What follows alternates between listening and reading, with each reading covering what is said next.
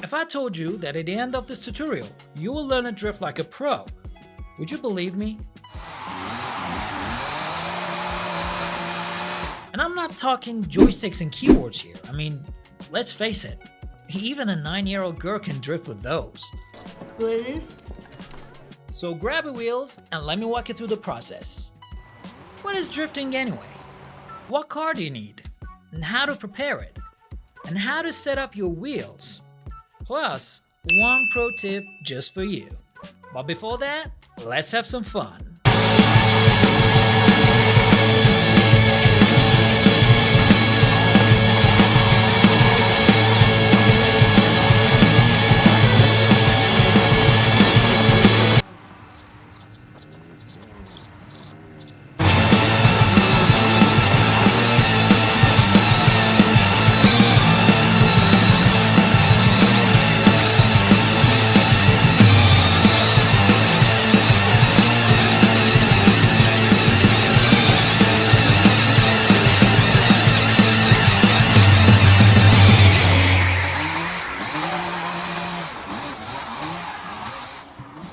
So, what is drifting? I mean, of course you know what is drifting, but if you want to start somewhere, you gotta start somewhere. So, basically, drifting means putting your car in the state of oversteer and making it lose traction intentionally. It's very delicate and can be a complicated process. But you know what's harder and more complicated than drifting? Getting viewers to sub. I mean, how hard could it be? There's a simple button and you just click on it. As easy as that. By the way, this is the first part of the Drift Masterclass tutorial, which will cover the basics, but in future videos we'll be covering these topics: oversteer and understeer, clutch kick correction and mastering throttle control, countersteering, handbrake and when to use, different transmission in drifting, and in-depth drift tuning tutorial. Back to losing traction intentionally. There are many ways to do that, but the most common are clutch kick, gas kick, and liftoff. You probably heard the first two, but I'ma tell you anyway. Clutch kick means disengage and re-engage the clutch in order to send a burst of power to the drive wheels. And gas kick's also the same, and it's more common in cars with automatic transmission since they don't have clutch, so we send that sudden burst of power through the gas pedal. But what is a liftoff? You see, suddenly lifting the throttle in a high-speed corner can unsettle the car and lead to a loss of control. And that's what we need. There are many other techniques used to initiate a drift, but these are the most common. So we're gonna work around these three. Keep them in mind because we're gonna need them later when we're gonna talk about different phases in drifting. The next important thing is the car. I mean, what kind of car do we need? What's the drivetrain and how should we tune it? And how much horsepower are we talking here? I'd say rear-wheel drive, as you might have guessed, is the perfect choice. Because front-wheel drive cars are not meant to be drifted. They are not built for that. I mean, yeah, you can give it a try, and when you get the hang of it, it'll be fun. But it requires a lot of skills and practice, and honestly, it's not as fun as the rear-wheel drive. And the same goes for all-wheel drive cars. They have so much power, they're so hard to control, and they require a lot of skills. Unless you're the next Ken Block or something. So for now, let's focus on rear-wheel drive cars, but how do we set them up? You have two options: low horsepower or high horsepower.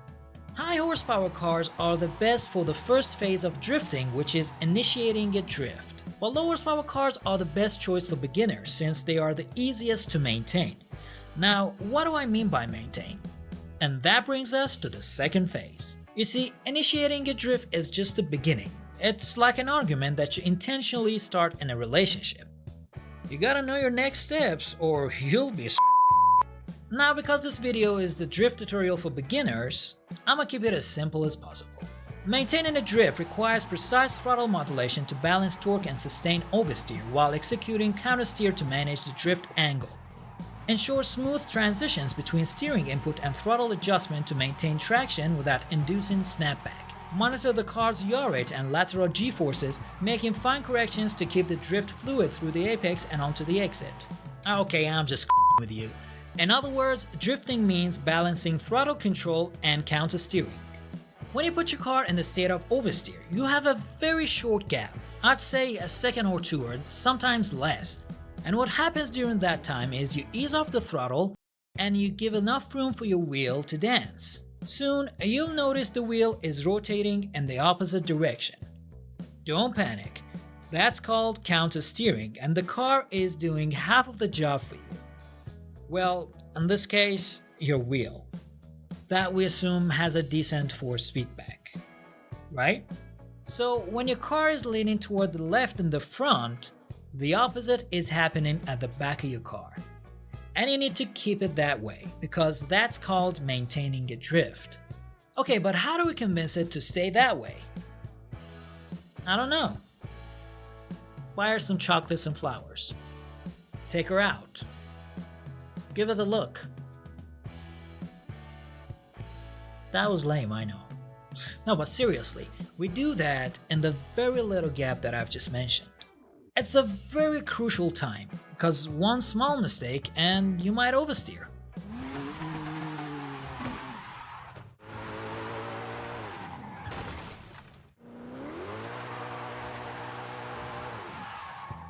What you need to do is when the car corrects itself by countersteering and just when it's about to go back in a straight line, it's time to give the gas pedal not a gentle, but rather a harsh pat on the back.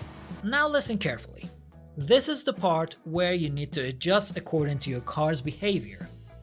Some cars like it smooth and easy, some like it rough, and some like it dirty. Are we still talking about a car? And that brings us to the next part, which is choosing the proper car. And honestly, it's not a very simple process, so I'ma cut through the chase and you just follow my lead. First, start with an old American muscle car, one like the Pontiac Firebird or any car in C or D class. Go stock with no tuning, try practicing clutch kick around corners, rev up, and after a very delicate steering input toward the corner that you want to drift into, perform a clutch kick. If you notice the car struggling to lose traction, that's when you should increase speed because you ain't giving it enough power. After you found the sweet spot, you're done with the first phase. Now it's time for the second phase. These cars are easy to keep in a drift state because even if you don't play with the throttle the way you should, they will keep on drifting. But don't get used to that. Now it's time to learn how countersteering and minor corrections help you keep the perfect angle and the car sideways. Aim for really long drifts, do it on the square and at the end of the highway, and drift around it as long as you can. Try not to break the drift chain until your mom calls, "Dinner's ready!" This is the most effective way to learn how to steer while drifting. But we've already been through this and we know that steering is not the only thing that matters in drifting, so it's time to learn some throttle control. For this step, use one of the Formula Drift cars. Now this time, pay attention to how the car loses grip with even the slightest clutch kicks.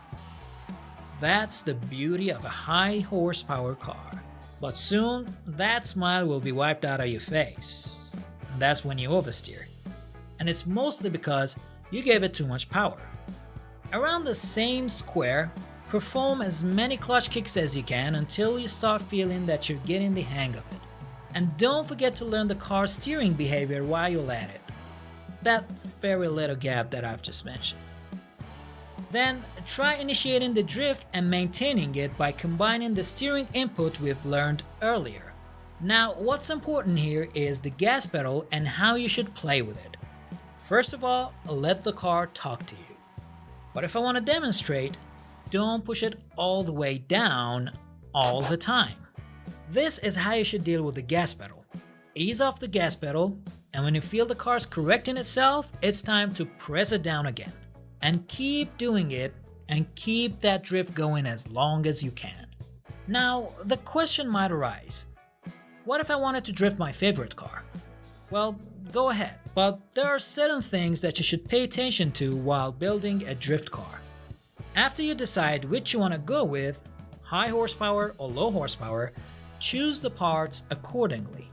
I'd suggest you stay away from those anti-lag twin turbos. If you want to throw turbos, go with a single one. Drift tires and drift transmission for sure. And then what you need to do is to pay attention to the RPM red line and the max torque. Avoid any excessive tuning and unnecessary power. You don't need that gap. Be reasonable with the amount of horsepower you're adding to your car. Then throw the drift suspensions and widen the rear tires. Now head to the tuning section, go to gears, and if your car has high horsepower, go for longer gears with the first and second, and if not, you might just want to leave it the way it is or tweak it just a little bit like what you're seeing right now on the screen. But none of that will matter if you don't have the right wheel settings. This one can't be applied on all wheels, but if you're using a Logitech wheel, use these settings. But if you have Moza wheel or any other direct drive wheels, leave the game settings and head over to the wheel app and use these settings. I prefer 900 degrees, but if you find it difficult to drift, you can also go with 720 and even 540. But if you want to keep using 900 degrees and you just can't drift the way you want, don't worry, I got you covered. Go to the game settings and head over to wheel settings and then decrease wheel dead zone outside to 80 or 75. The lower you bring it, the easier you can drift. But tell no one. Now, before I leave you with some examples, allow me to kindly ask you to like the video if it was helpful, and also subscribe to my channel for the next parts of the Drift Masterclass, and also for more Forza Horizon Flight videos. Now, if you have any problems while drifting, or if you have any questions, let me know in the comments so that I can answer them in the next one. Stay sideways.